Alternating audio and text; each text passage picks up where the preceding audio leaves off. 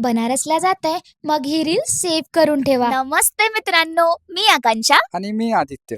तर बनारसमध्ये आमचा पहिला दिवस सुरू होतो बोट राईडने, कारण महाशिवरात्रीमुळे सगळ्या रोड्सवर बॅरिकेड लागले होते आणि ऑटोवाले भैया म्हणाले 1 किलोमीटर आधी सोडणार, पण तिथून सुद्धा गल्ल्या फिरून मंदिरात पोहोचायचं होतं.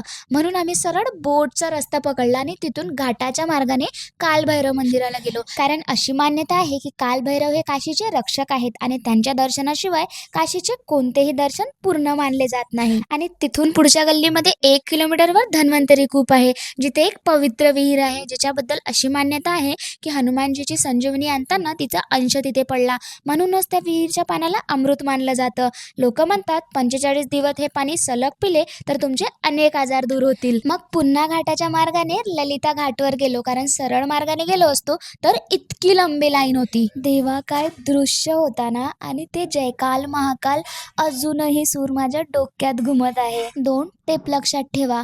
दर्शनाला जायचं असेल तर दुपारी 4 ते 5च्या मधात जायचं किंवा रात्री 2 वाजता, तेव्हा गर्दी कमी असेल. आणि मंदिरात मोबाईल आणि बॅग जमा करायला फ्री लॉकर्स अवेलेबल आहेत. आतमध्ये मोबाईल नेता येणार नाही. पण तिथल्या मंदिराची सिस्टीम मला अजिबात नाही आवडली. दर्शन झाल्यावर तिथेच घाटावर आम्ही 2-3 तास बसून होतो आणि थोडंफार खाऊन पिऊन पहिला दिवस एंड केला. बाकी तुम्हाला काही प्रश्न असेल तर तुम्ही कमेंटमध्ये विचारू शकता. डे 2 पुढच्या ब्लॉगमध्ये, तर फॉलो करून ठेवा.